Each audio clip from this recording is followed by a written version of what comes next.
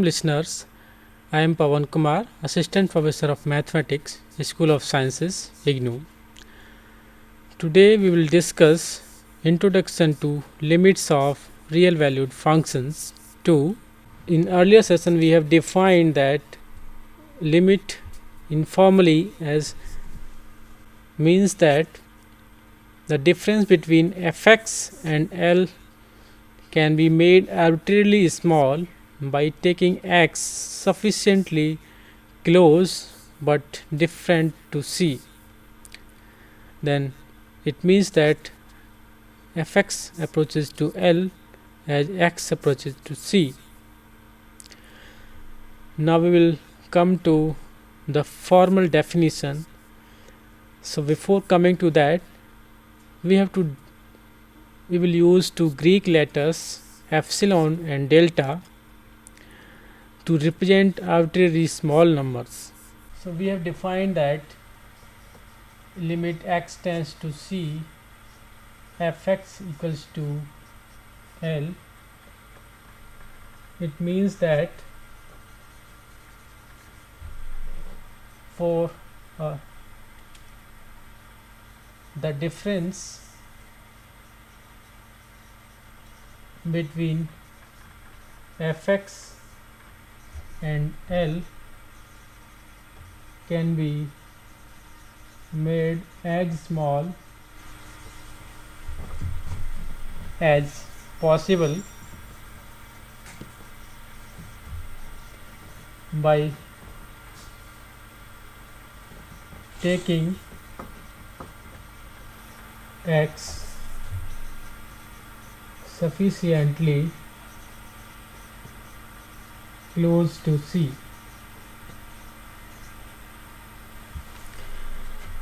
Here we use the two words fx as small as possible,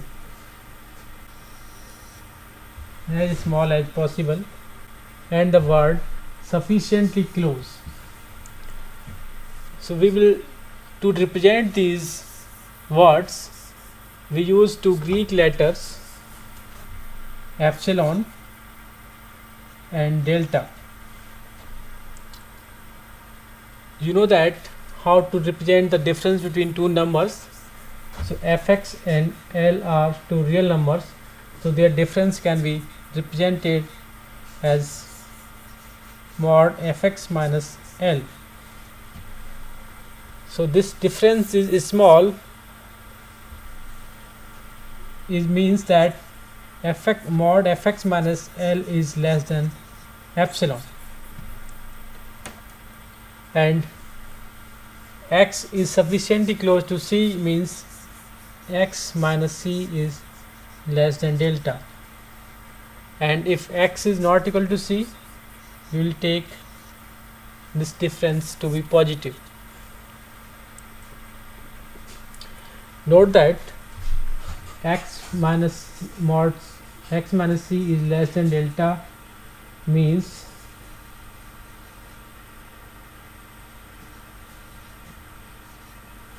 x minus C lies between minus delta and delta, or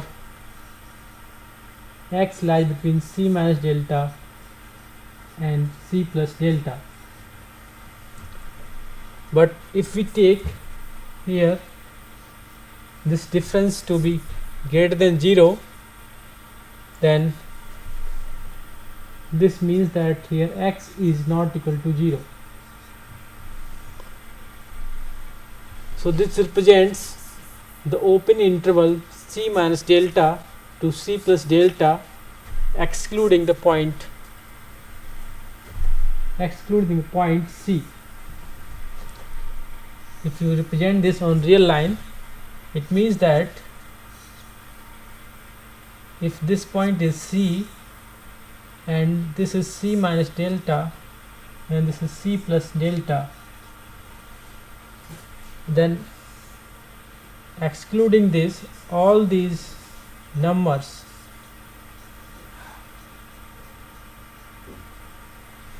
form this interval.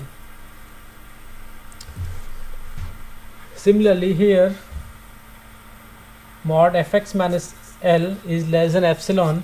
It means that fx lies between L minus epsilon and L plus epsilon. Now let us define, using these notations, the limit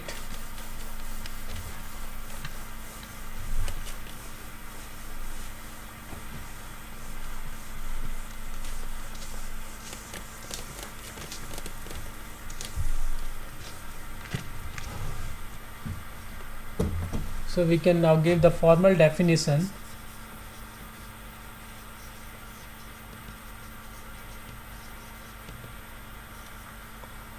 So to say that limit x tends to c fx equal to L, this means that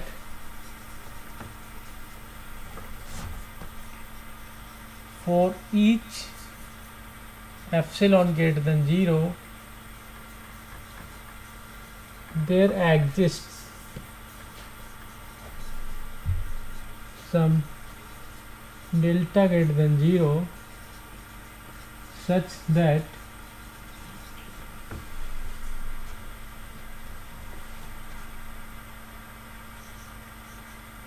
zero less than x minus c less than delta implies mod fx minus L less than epsilon.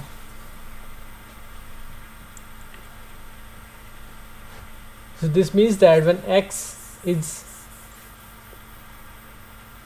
for each epsilon greater than 0 we will find some delta greater than 0 such that when mod x minus c is between 0 and delta, then fx minus L is strictly less than epsilon. Choice of epsilon depends on us. We can choose epsilon as small as possible, however it should be positive.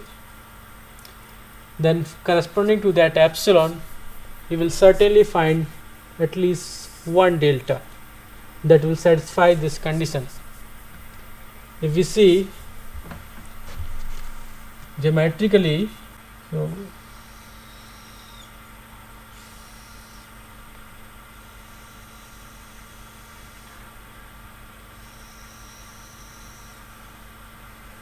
if this is the graph of the function f and let L is this point and let C be this point,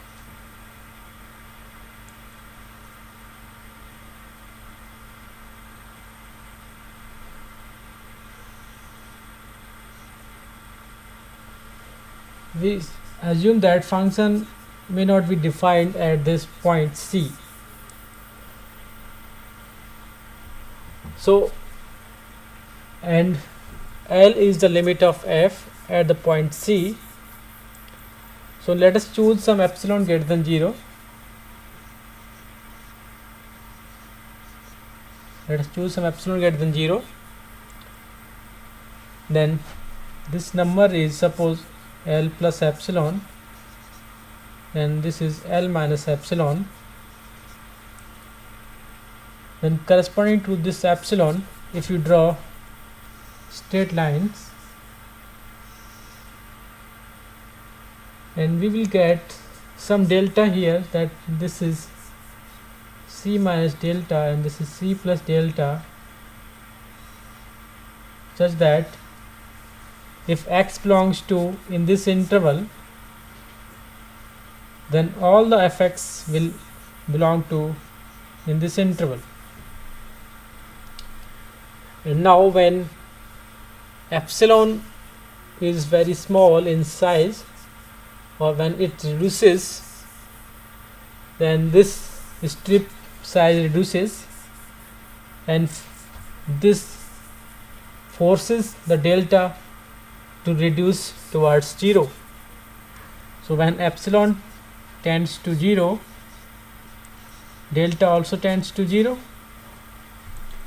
Then when delta is very close to 0, it means that x is reaching to c.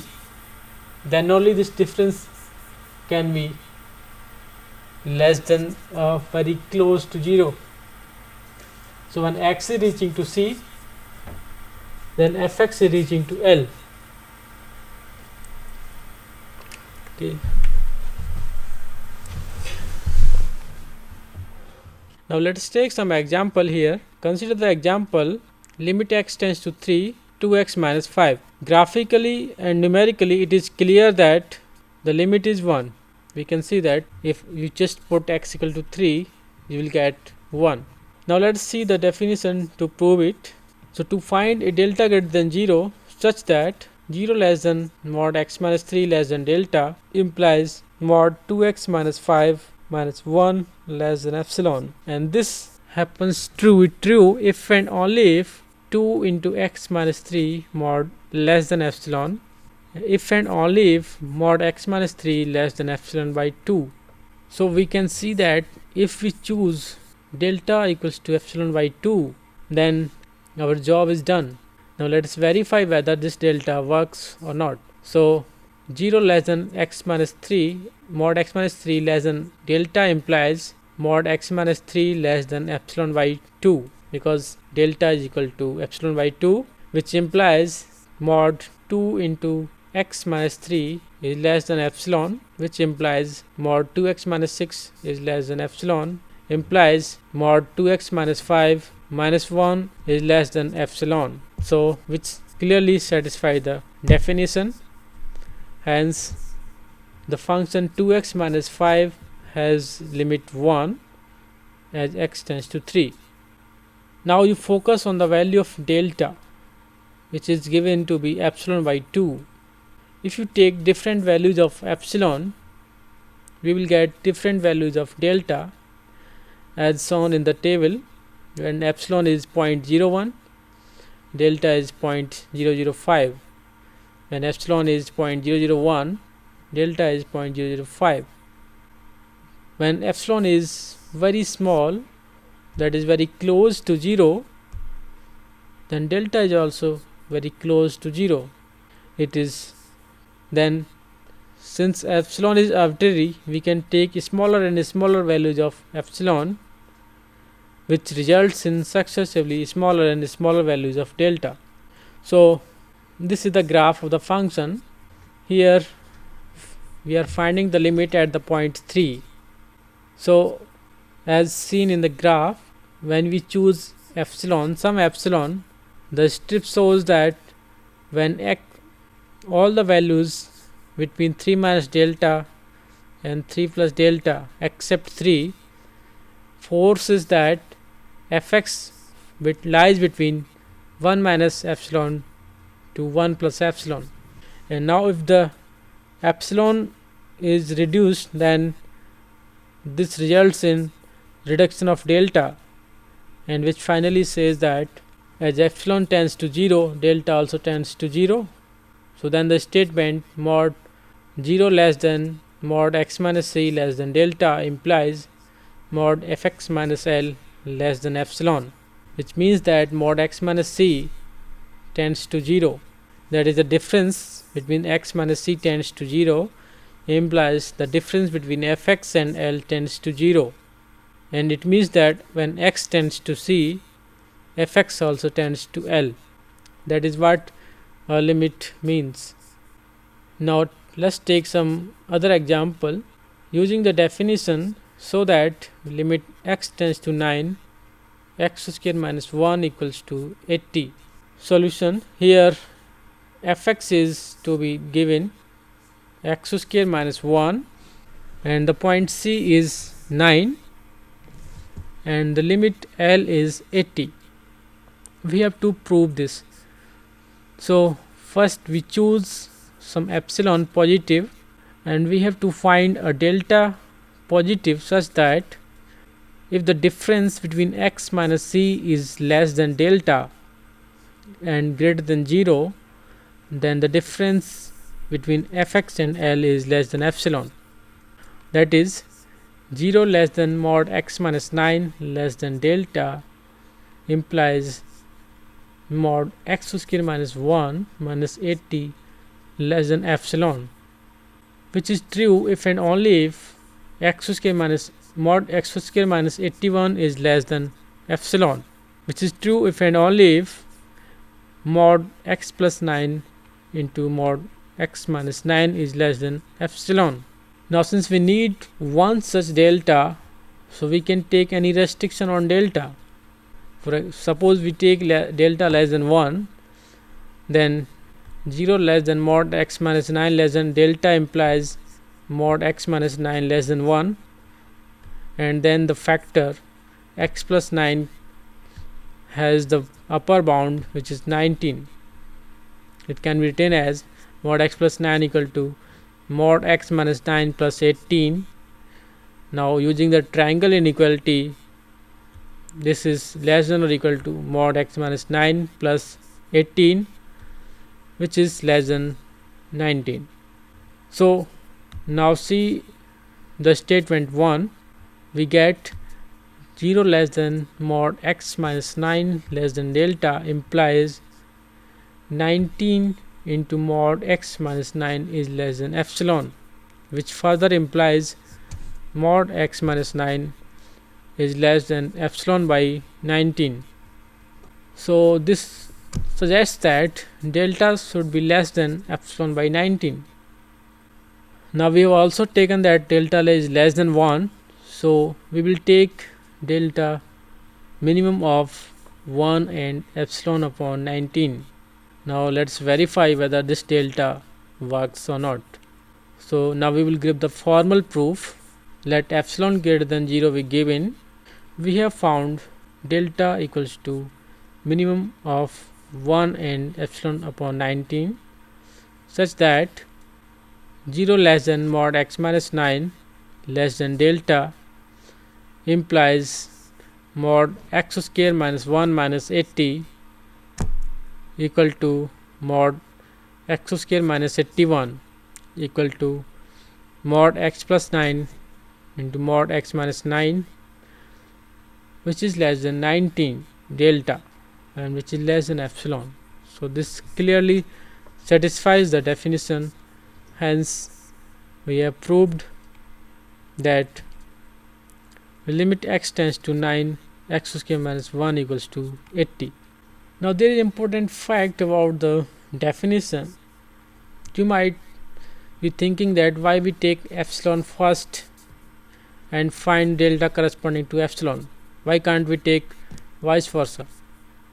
Suppose what happens if you assume that delta is given and we have to find epsilon, and suppose the definition now is to say limit x tends to c f x equal to L, means for each delta greater than 0 there exists an epsilon greater than 0 such that 0 less than mod x minus c less than delta implies mod fx minus L less than epsilon.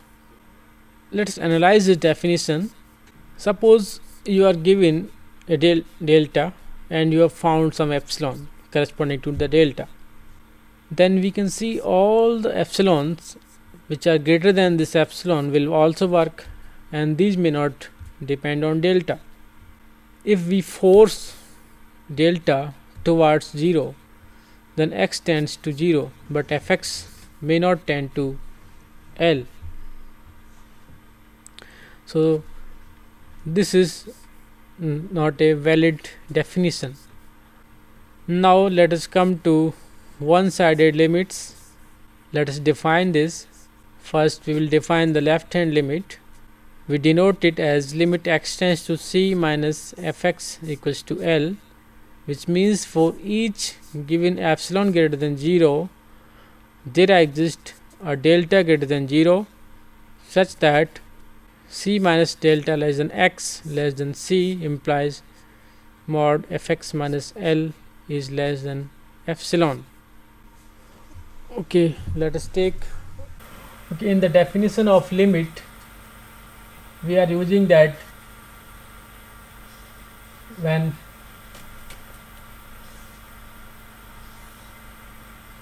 x lies between c minus delta and c plus delta,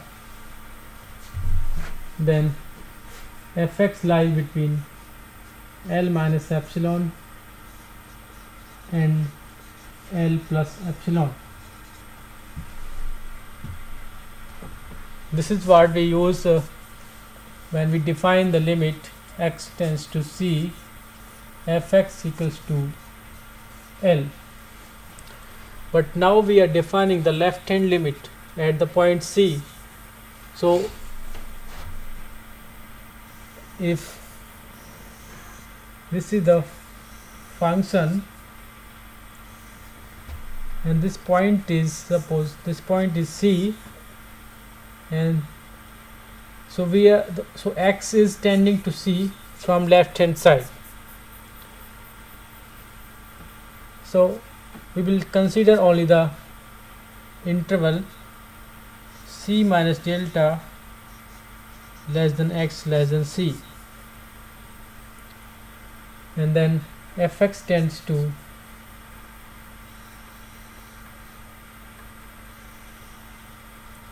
L. So now if we take some epsilon greater than 0 such that this point is L plus epsilon, this is L minus epsilon, then correspondingly we will find a delta such that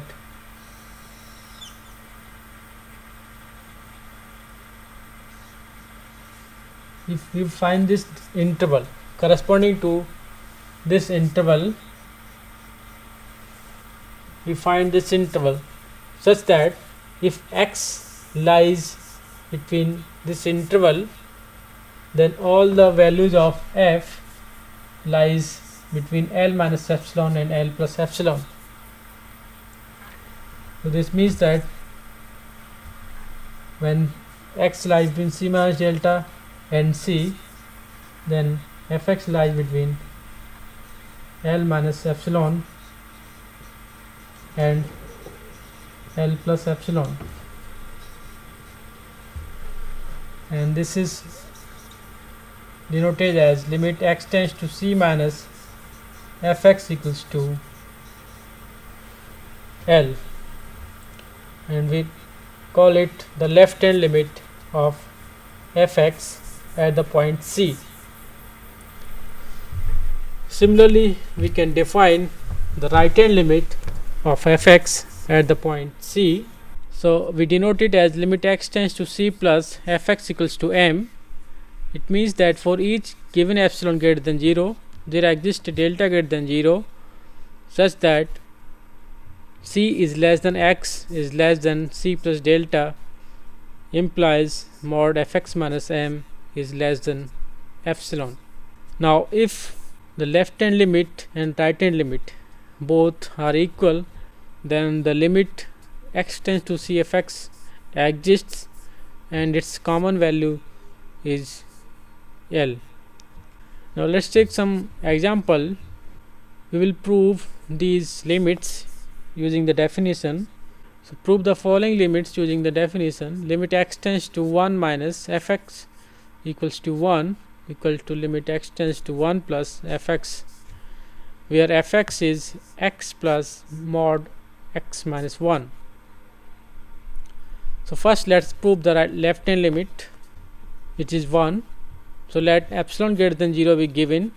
To find a delta greater than 0 such that 1 minus delta less than x less than 1 implies mod fx minus 1 less than epsilon, if and only if mod x plus, now we substitute the value of fx here, so x plus mod x minus 1 is less than epsilon, which is true if and only if mod x minus x plus 1 minus 1 is less than 0 epsilon, which is true if and only if 0 is less than epsilon, but we have chosen that epsilon to be positive number, so this is always true. So now if we choose any positive delta, that will serve the purpose. Similarly, the other limit can be proved.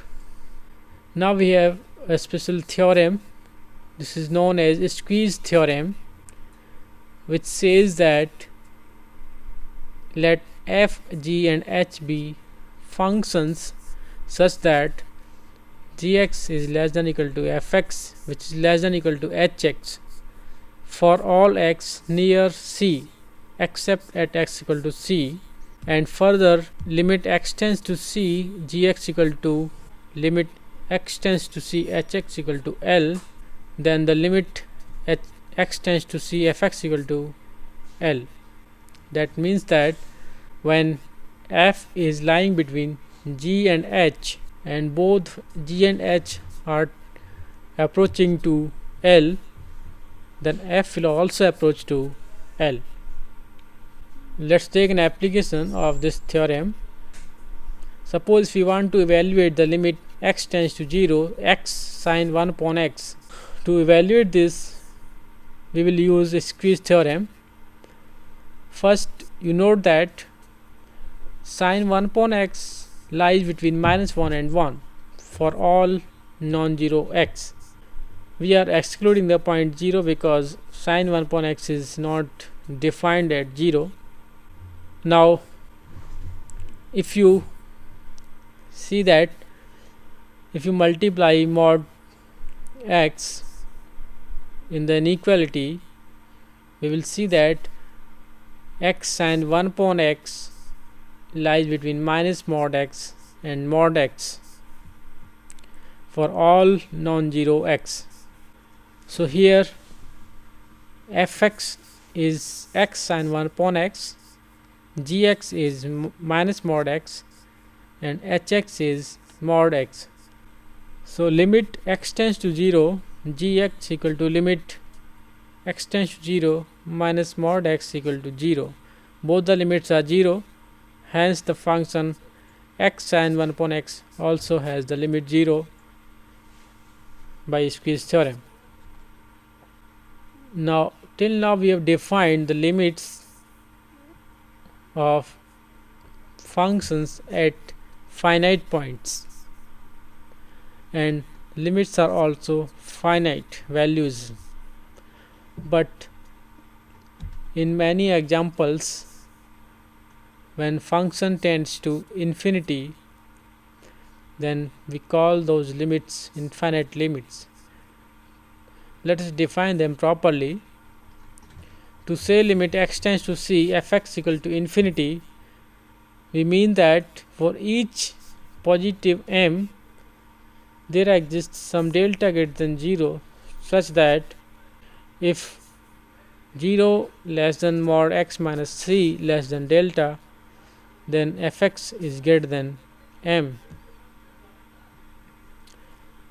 That means if you see the graph here, you just take some positive number m, and corresponding to this number we will find a delta greater than 0 such that if all the x lies in the interval c minus delta to c plus delta except c, then fx are greater than m for those x. Let us take some let's consider this figure. Here fx is tending to infinity as x tends to c. So let us choose first m, then corresponding to this m we get the interval c minus delta to c plus delta such that all the values of fx are greater than m for values of x lying between c minus delta and c plus delta. Now if you increase the size of m, let us take a bigger number m dash, then corresponding to m dash we get delta dash such that if all the x except c lies in the interval x minus c minus delta to c plus delta dash, then fx lies above m dash. And if we take larger and larger values of m, we get smaller and smaller values of delta. So it means that when m is getting larger and delta is getting smaller, so when x is tending to c, fx is tending to infinity. Now to say limit x tends to c, fx equals to minus infinity, we mean that for each m greater than 0, there exists a delta greater than 0, such that when mod x minus c is between 0 and delta, then fx is less than minus m. So in this case, the function tends to minus infinity when x tends to c. So let us take some m positive number, then minus m is negative number as shown in the figure. So corresponding to this m, we get a delta such that if x lies in the interval c minus delta to c plus delta excluding c, then fx's are below minus m. So when if you take larger value of m, that is more negative value of m, then we get a smaller value of delta. And finally, when delta m tends to infinity, then minus m tends to minus infinity and delta tends to 0. So when x tends to c, fx tends to minus infinity. We can understand it through this example. We are probing the limit x tends to 3, 1 upon x minus 3 whole square equal to infinity. So first we choose a number m greater than 0, and we have to find a delta greater than 0 such that when mod x minus c lies between 0 and delta, then fx is greater than m. That is, now we substitute the value of c and fx here. We get 0 less than mod x minus c, mod x minus 3 less than delta, implies 1 upon x minus 3 whole square greater than m. And this can happen only if 1 upon mod x minus 3 is greater than the square root m, and which is true if and only if mod x minus 3 is less than 1 upon square root m. So this suggests that if we choose delta equals to 1 upon square root m, we have done. So now you can verify that this delta actually works. We have the function fx equals to 1 upon x minus 3 whole square, and we have found given m greater than 0, we have found delta equals to 1 upon square root m. Let us verify whether this delta actually satisfies the condition or not. So the definition says that if mod x minus c lies between 0 and delta, then this implies mod x minus c is less than 1 upon square root m,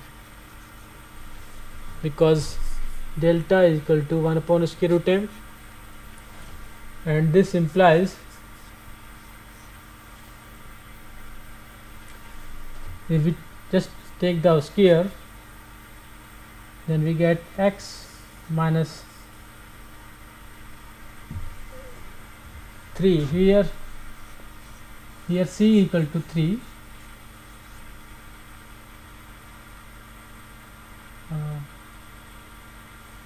So x minus 3 whole square is less than 1 upon m, and which implies that 1 upon x minus 3 whole square is greater than m, which implies that fx is greater than m. So we have proved that for given m greater than 0, we have found delta equal to 1 by square root m, such that if mod x minus c strictly lies between 0 and delta, then fx becomes greater than m, and this proves that limit x tends to 3, 1 upon x minus 3 whole square equals to infinity. So the function is ln x. Let m greater than 0 be given. We have to find a delta greater than 0, such that when x lies between 0 and delta, fx is less than minus m. So that is, when x is less than delta implies ln x is less than minus m, which is true if and only if x is less than exponential minus m. So this gives delta equal to exponential minus m.